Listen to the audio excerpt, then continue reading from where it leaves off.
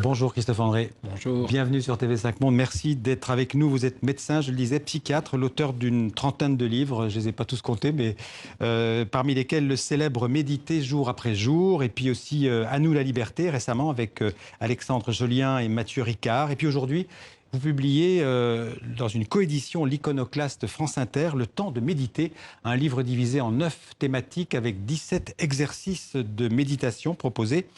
Mais d'abord, j'ai une question. Comment le médecin que vous êtes en est venu à se passionner pour la méditation ? J'ai d'abord rencontré la méditation à titre personnel et puis au bout d'un moment, je me suis aperçu qu'il y avait beaucoup de travaux scientifiques attestant de son intérêt en matière de santé notamment. Et donc j'ai voulu tester auprès de mes patients. Ça, c'était en 2004. À l'époque, nous étions très peu nombreux à oser proposer la méditation parce que quand on disait méditation, les gens pensaient à des retraites dans des monastères bouddhistes, des choses comme ça, alors que la méditation que nous proposons est une méthode laïque. Et donc, pour finir de répondre à votre question, en fait, ce qui m'a beaucoup intéressé, c'est que c'est un très bon outil de prévention, la méditation, prévention de tout ce qu'on appelle les troubles émotionnels, la régulation. On va en parler un peu. Ouais. C'est bon pour beaucoup de choses, la méditation. Oui. Mais justement, sur cette adaptation des pratiques bouddhistes, vous venez de le dire, et c'est important, la méditation, on n'est pas dans la religion, ce n'est pas une spiritualité laïque. Alors, c'est une forme de spiritualité, mais plutôt laïque et non pas religieuse. Et c'est vrai que c'est compliqué pour les gens de s'y retrouver, parce que la méditation, ça fait 2500 ans que les humains méditent, mais effectivement, jusqu'au XXe siècle, c'était dans le cadre de religion, de retraite spirituelle. On le voit, ils pratiquent la méditation. Voilà, ouais. Et notamment dans le bouddhisme, qui est la grande tradition religieuse qui a le plus approfondi les techniques méditatives. Et puis dans les années 60, les Beatles, par exemple, ont montré qu'ils faisaient des méditations. Voilà, ils se sont retirés dans les ashrams en Inde. Et là, ça a commencé à faire sortir un peu la méditation du monde des temples. Celle que vous pratiquez, c'est pas la même que celle des temples ? Non, non. Les Beatles, ils pratiquaient une forme de méditation un peu particulière qui s'appelle la méditation transcendantale. Nous, on a mis au point une méthode de méditation laïque, très simple d'apprentissage. En 2-3 mois, les gens peuvent apprendre à méditer. Et surtout, avec de nombreuses validations scientifiques. C'est-à-dire, on sait que c'est efficace dans le domaine de la santé, de la pédagogie et de l'école. C'est ce qu'on appelle la méditation de pleine conscience. Exactement. C'est ce qui est la forme la plus, je dirais, la plus simple, si on peut dire, de la méditation. C'est ça, c'est une sorte de noyau dur de toutes les pratiques méditatives. Quand vous regardez toutes les 1001 manières de méditer dans le monde, qu'il s'agisse des méditations zen au Japon, méditations bouddhistes dans l'Himalaya, dans le sud-est asiatique, les méditations chrétiennes ou musulmanes avec les soufis, on a toujours un noyau dur qui est de prendre conscience de l'instant présent, de se rendre présent à ce que l'on vit, et c'est ça qu'on apprend. Ça pourrait être une définition de la méditation, ça, de réunir toutes ces formes de méditation, dire ce que vous venez de dire, c'est être conscient de l'instant présent. Voilà, se rendre présent à ce que nous sommes en train de vivre sans imaginer, sans anticiper, sans regretter, être juste là. Ouais. Il y a une très belle phrase dans le livre, il y en a beaucoup, mais une de Marcel Aimé qui dit « La vie n'est jamais immobile et répond sans cesse à l'appel de l'instant qui suit ». Oui, c'est notre problème. Souvent, on est sans arrêt dans une marche en avant tellement rapide qu'on est, on est dans le pas d'après au lieu d'être dans le pas de l'instant. Vous savez, les gens sont avec des proches, des amis, ils passent des bons moments et ils pensent déjà à la fin. Les gens partent en week-end et le dimanche matin, ils commencent à penser aux bouchons du dimanche soir au retour. Ouais. Et donc, l'idée de la pleine conscience, c'est de ralentir, de se poser, soit de savourer ce qu'il y a à savourer, soit d'affronter ce qu'il y a à affronter sans partir dans des grands scénarios catastrophes, des inquiétudes qui n'ont pas lieu d'être. Mais est-ce que tout le monde peut faire de la méditation ? Tout le monde peut faire de la méditation. Vous savez, les êtres humains ont un cerveau équipé pour la méditation. Vous prenez un être humain, vous le mettez face aux vagues de l'océan, face aux cimes d'une montagne, face à un feu de bois. Tout de suite, son attention est captée, ses émotions sont apaisées parce que nous sommes faits pas seulement pour l'action, mais aussi pour ce qu'on appelait autrefois la contemplation, la présence apaisée et intelligente à notre vie. Mais est-ce que c'est une technique qui s'apprend ? Est-ce que c'est une technique de l'esprit ? Alors, c'est une prédisposition chez tous les humains. Certains spontanément l'ont plus grande et d'autres plutôt moins, les hyperactifs. Mais on peut la cultiver. Vous savez, c'est comme la condition physique. On est tous capables de courir. On est tous capables de jouer du piano, mais si nous ne l'apprenons pas, plus ou moins bien, mais c'est pas compliqué, il suffit de poser ses doigts sur des notes. Mais il y a des façons de progresser, et la méditation, c'est une façon de progresser dans la compréhension du fonctionnement de son esprit. Alors, vous consacrez un chapitre à la méditation et à l'instant présent, justement. C'est si difficile de se rendre présent à l'instant. Paradoxalement, c'est difficile parce que justement, nous sommes sans arrêt aspirés dans des actions, dans des distractions, surtout avec la société digitale qui nous amène le monde à portée de bras. Tout est sur notre smartphone, grâce à Internet. On peut regarder des émissions télé, faire ses courses, parler avec ses amis. Et donc ça nous pousse sans arrêt à être ailleurs, à être plus tard, à accélérer au lieu de temps en temps justement de se dire c'est très bien d'anticiper, c'est très bien de songer au passé, mais sois juste présent à ce qui est là. Et c'est parce que c'est fragile, cette capacité à vivre au présent, que nous la cultivons notamment dans la pleine conscience.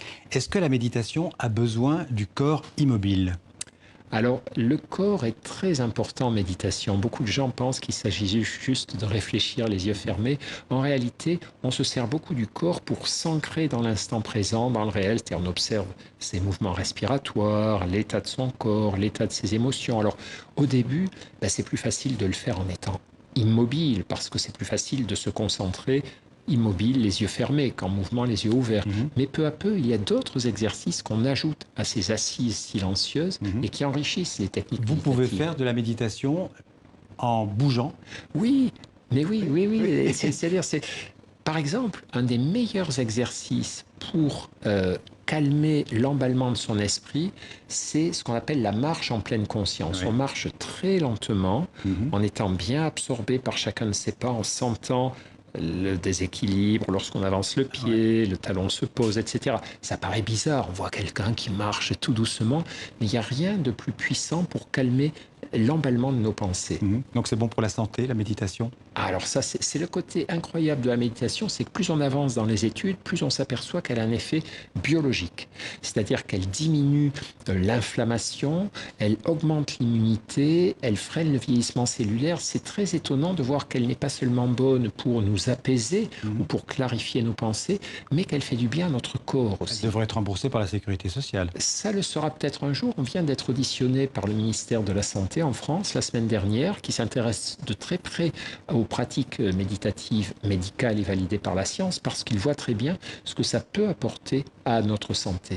Alors, la méditation, vous y avez fait allusion, elle peut aider à combattre le stress, à contrôler nos émotions. Vous Oui. consacrez aussi un chapitre à ça. Absolument. Alors, les contrôler, il faut peut-être pas dire les choses comme ça, parce qu'une émotion, ça ne se contrôle pas. C'est comme le vent, c'est comme la pluie, c'est là. Oui. Donc, mais à mieux vivre avec elle, à éviter qu'elle ne gâche notre vie pour les émotions qui font souffrir, à ne pas oublier de savourer les émotions agréables, de nous réjouir, d'admirer, etc.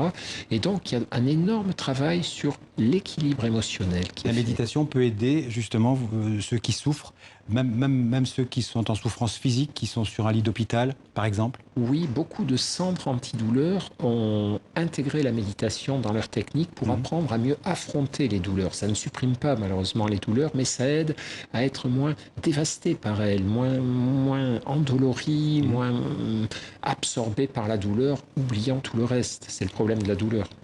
On peut acquérir, je dirais, la technique de base de la méditation en combien de temps? Ça peut être rapide? Ça dépend d'une personne à l'autre? Oui, ça dépend des gens, mais en gros, nous, ce qu'on propose, c'est un apprentissage en 3 mois. Alors, on rencontre nos patients ou les élèves à qui on l'apprend de 3 heures par semaine. On leur donne des exercices à faire tous les jours quand même. Il y a une demi-heure de gamme, comme au piano, à faire tous les jours. Et en 3 mois, vous avez acquis les rudiments. Ça ne veut pas dire que vous êtes un expert. C'est un peu comme le piano. En 3 mois, vous pouvez jouer des mélodies.